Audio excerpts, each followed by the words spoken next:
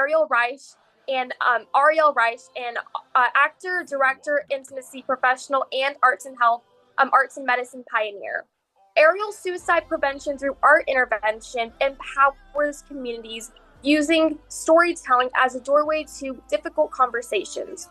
Her work spans clinical settings, cognitive differences, and also disability arts. She currently serves as an artist in residence at NYC Health Hospitals, directing creative arts and mindfulness sessions for both patients and staff. On Broadway, she was a directing fellow and an accessibility license for How to Dance in Ohio.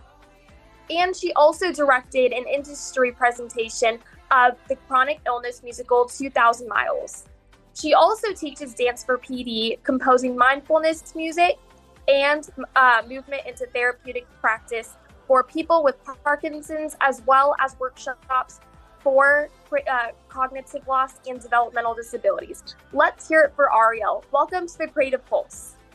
Thank you for having me. So we're just going to get right into it. Could you share your journey about what inspired you to connect the worlds of art, theater, and health? That is a massive question. I'm going to do my best to be concise. I think the reality is I was living it before I knew what it was or had any context to place my own experiences through that lens. I grew up as an actor performing since I was 6 years old and also loving science and medicine. And throughout my entire upbringing and up until I got to college, I was deeply embedded in both the performing arts and the world of medicine and always saw my future going down both paths. I just didn't yet know that those paths could intersect. And when I began college, I actually started as a BFA theater performance major and a pre-med student. Yes, give everyone a chance to take a breath. It was as stressful as it sounds. But I very quickly learned about the Center for Arts and Medicine at the University of Florida, which I was very fortunate to be right there. And I heard Jill Sankey speak at the College of the Arts convocation, and it was one of those movie light bulb epiphany moments. And I was, right in front of me, hearing that the things that I'm equally profoundly passionate about could exist under one umbrella and intersect. And I chased her out of the building, and the rest is history. And that's our golden story we like to tell. So, yeah, basically from almost the first day of my freshman year of college, I dove headfirst, and I've been swimming into the deep end ever since. That's absolutely amazing. And how do you see theater and performance influencing not just physical health, but also emotional and social well-being? Wow. Another huge and really, really beautiful question. Um, there are so many answers to this question. So again, I'm going to see if I can be um, a bit general and brief and wrap it up in a nice bow for the sake of the time we have. Um, wow, that's harder than I think it's going to be. So there's so many different ways to answer this question. But I think there are two in particular that come to mind immediately. One is, I think theater and the arts in general um, can give us a sense of access to ourselves that we might not otherwise have just in our day-to-day lives or outside of that container, so to speak.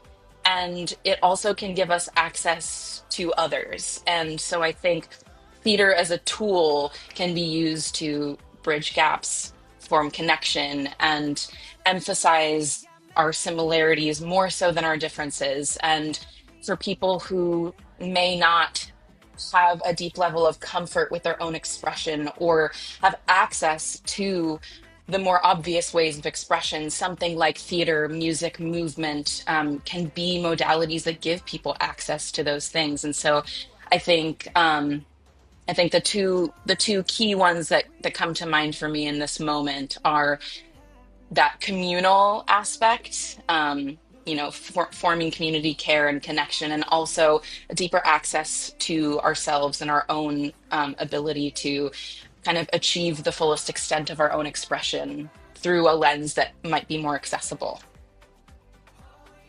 Absolutely. That was such a beautiful response. And you mentioned, and in your introduction, we mentioned how you did a lot of workshops with people living with Parkinson's and cognitive differences. What have been one of the most meaningful breakthroughs or moments of connections that you personally worked on? Oh my gosh, that's another huge question. I think I need to write a book, is what we're learning in the first 5 minutes here. Um, would you like me to answer the question specifically to Parkinson's, or is the question broad in general? You can answer it like broad in general, or the most meaningful connections that you've made in your journey. Okay. Oh my gosh, that is really so challenging. I'm gonna do three really quickly. So one, in my Dance for Parkinson's work, one of my favorite moments was I think about 5 years ago, maybe 6 years ago. It was right before the pandemic. One of our participants was trying to make her way across the dance studio to reset her choreography. We were in a rehearsal, and she was festinating or shuffling in her feet, struggling to walk across the studio. And as she made her way and approached me on the other side of the room, she looked at me and she said, "I'm the perfect example of someone who can't walk but can dance." And it was us creating music for her to move to that got her across the room. And so that's one of my favorite PD stories. And then very recently in my residency at the hospital, I've been having a really pretty magical experience working with a particular patient who, when I first encountered her, I didn't actually know this at the time, but after the encounter, I learned that she had been unresponsive for a few days. And when I was in the room with her with a guitar and my voice, she came to life and was fully singing with me for, I think, a good half an hour. And then I've continued to have moments like that with her, and it's been just really, really beautiful to have that experience. And then in terms of a connection I've formed that has really stayed with me, there's a very obvious answer to this question. And actually, the first person who ever trained me to work independently at the bedside in the hospital with patients over 10 years ago. Um, Former colleague, very dear friend of mine, named Sandra.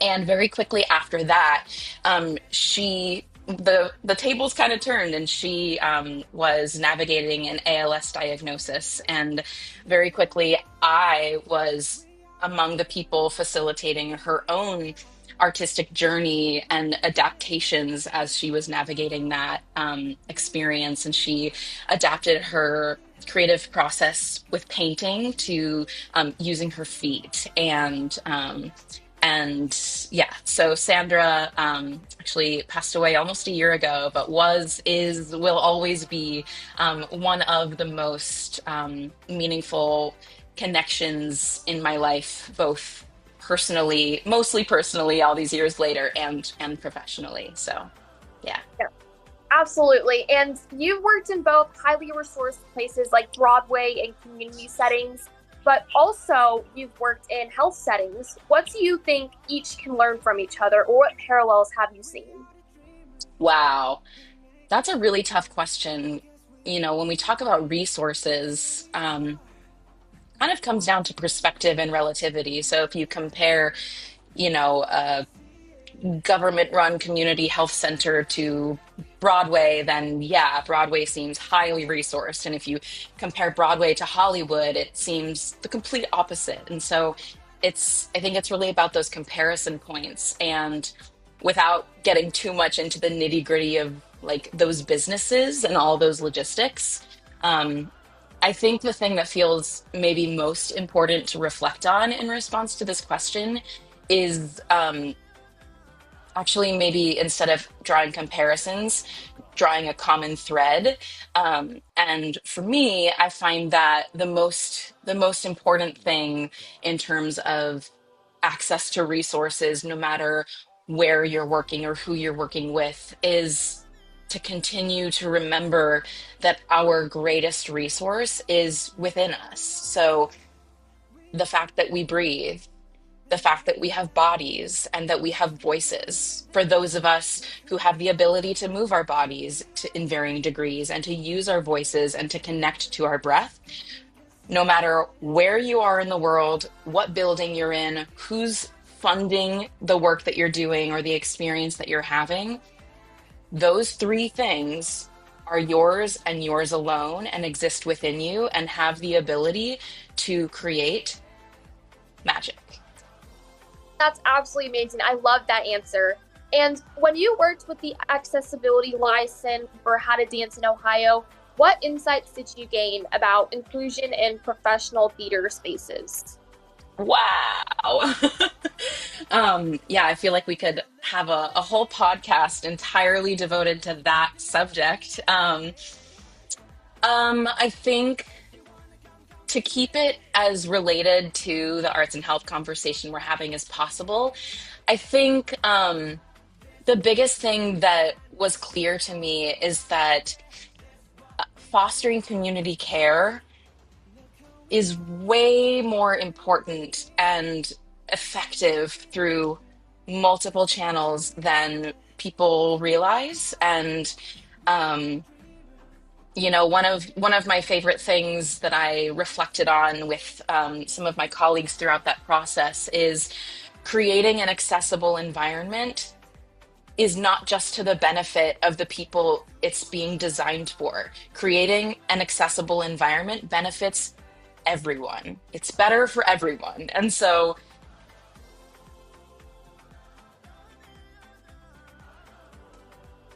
can't you can't go wrong with amping up the accessibility. And I'm kind of a broken record when it comes to accessibility, and hoping to continue having meaningful opportunities to move the needle forward and further forward and more forward on accessibility, particularly in the theater industry and performing arts in general. But I think the magic of having a group of people come together who have a shared identity, a common lived experience, even though we're all very different in our experiences, is something that alone can foster healing through that connection and seeing yourself in others and recognizing that you're not alone and knowing that people are creating a space that is designed for you to thrive in. Um, so, yeah, I think the fact that accessibility is good for everyone, and my hope being that that just continues to grow, um, are probably the things that I'll cap that off with. That's absolutely amazing. And just hearing about your journey in both arts and also medicine has just made me completely inspired. As a young person and advice given to young leaders who want to create a change at this intersection of arts and medicine but aren't sure where to start, what advice would you give them? Well, I would say, first of all, what's meant for you will never pass you by.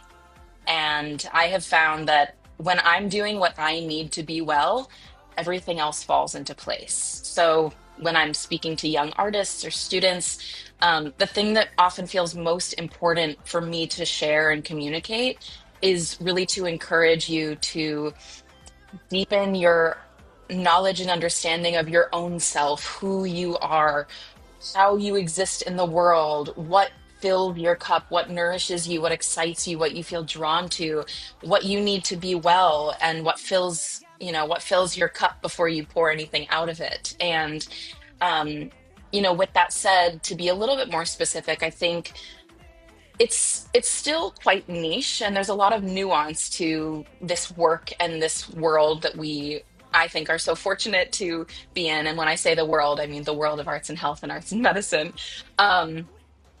And in terms of like a way in, it's a little bit tricky, but what I would say is think about a thing that you love, that you're super passionate about. And let's say that's dance. And so maybe you go to a dance studio. You have a dance studio in your neighborhood that is where you go for classes or you rehearsals and performances, and you have a dance home where you live. And maybe you bring an idea forward to create an accessible dance class for people with disabilities, or something specific to Parkinson's disease, or any number of things that you feel passionate about. And um, something specific to your own passion. Let's say your passion is theater, or you love visual arts. You can bring your ideas and that generative energy forward to places that are grounded in creativity and artistic expression.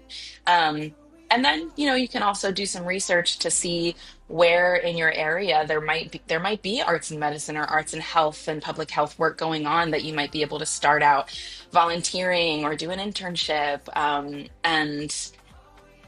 I think once you begin right there, then things kind of just unfold organically again from that place, hopefully, if you're able to, of listening to your intuition, leaning into what feels good, shying away from what doesn't feel right for you, and filling up your cup, nourishing yourself, and giving in ways that feel authentic to you and who you are and how you want to be in the world. That's an absolutely amazing answer. I loved how you depicted all of that. But also, when you had all these things coming together for yourself, and along with indulging the arts, you also were balancing very hard classes. How would you say theater and the arts in general contributed to your mental health, or did it enlist it, or what perspectives did you have there? That's another really, really big and great question. I would say, similar to what I was saying before about accessibility in the arts and uplifting that, um, part of what's really, really remarkable about being an arts and health or arts and medicine practitioner for me is when I'm painting in the hospital, it's good for my nervous system too, not just the people I'm working with. Or if I'm facilitating a meditation or a movement experience for nurses on a particular unit, the energy that is created around that experience is is good for me to be immersed in as well. And so um, I'll be honest and say that when I was in school and I was juggling all of those things, uh, I don't know how I did it, to be honest, as someone who's a little bit more balanced and intentional about my own care and well-being and my limits, now, all these years later. But I absolutely, absolutely think that when you're doing something that you love, that is rooted in your passion and and what you want to put out into the world, I think there is an inherent amount of nourishment in that. And I think there's something really filling when you feel aligned, and when you're aligned with your values and your purpose and your passion. And that that can that can fill you up in a different way than, let's say, sleep, which, please sleep a lot. I'm not saying don't sleep. I'm just thinking back to, you know, 10 plus years ago when I didn't have all that figured out yet. I absolutely didn't. And, I would be in classes all day, rehearsals all night, somehow spend hours at the hospital in the midst of all of that. And, my research study, it was quite honestly chaotic. But I think the drive that I had to do all those things was so clearly coming from a place of that passion and purpose, and in a way that was kind of pouring back into me. Um, and then the other thing I would say is my work and studies in the theater informed how I showed up in the hospital, and my experiences in the hospital informed how I showed up in the theater or in life. And so I think they absolutely fed into each other in both kind of parts of my own identity and wholeness. Absolutely. And art can be so stimulating for your mind as well. I see that you have two guitars behind you too. Yes, I'm surrounded by instruments and you're only seeing some of them. That's amazing. And your work was such a wide range of communities. What have you learned about adapting artistic work so that it resonates with different groups? It's a great question. I think, again, I could go down so many different avenues with this question, and spend an hour on just that. But I think part of the source of a lot of global pain, individual pain, communal pain is when we, in our own lived experiences or specific identities, feel like there isn't a place for us, or there isn't room for us, or the world wasn't designed for someone with my neurotype to thrive in. And that can be really isolating and defeating and discouraging. And when you create an experience that is adaptable to someone's ability or needs or what they inherently have to offer, you're sending a message to that person, that community, and hopefully the world at large. There is room for you. You are welcome here. You have value, you have something to offer, and you're not alone. And I think for me, as you mentioned, I wear many hats. I do a lot of different things. I work at various intersections, but I think the one big thread for me is all I've really ever hoped to do is make people feel less alone. And so I hope for me that that is always at the core of every room I walk into and every endeavor I say yes to. Um, and I think and hope that that is at the foundation of your question. Absolutely, and that was such a beautiful response, and the way that you wanted conclusion to be the forefront. That's something that we all should take with us. Um, Absolutely. I love that you said forefront because something that is unique to the way that I begin, let's say, a rehearsal process, is that it's not an afterthought. The accessibility comes first. Before I meet people on day one of a rehearsal, I'm putting out a survey and almost like putting on my research hat, to get data and do a thematic analysis for myself to know what people need to do their best work and to be well so that I can create an environment for them to thrive in. And I hope that more and more people will take that on, and yeah, have inclusion and accessibility, like you were saying, at the forefront, not as an afterthought. Absolutely. That was such a beautiful remark. And for our last question, and a very big question, looking at what is your vision for the future of arts and health globally? Oh my God. Huge question. Wow. Wow, wow, wow. I I think my deepest hope is that globally, all over the world and in every small community and human body, that people have access to not just to art, but to themselves and their own inherent creativity, and that it's common knowledge that the arts are to the benefit of our well-being and access to community care and connection and health. Arts participation is a recognized health behavior, but I don't think a lot of people know that. And so I would hope that in the future, that is that is as commonly known as, if you have a cold or a flu, you might feel better if you take some Dayquil. And I think, more specifically in my clinical practice and experience, I hope that it is, second nature for artists to be embedded in the clinical setting, not as a replacement, but as a complement. And I'm very fortunate to be living and experiencing that in my, unique situation. But I would love for that to be more mainstream and not something that you have to convince people of, but something that is just so obvious and deeply desired and uplifted. Absolutely. Well, thank you so much for coming on our first ever episode at the Creative Pulse. It was an absolute blast having you, and I hope our viewers enjoyed this. Thank you for having me.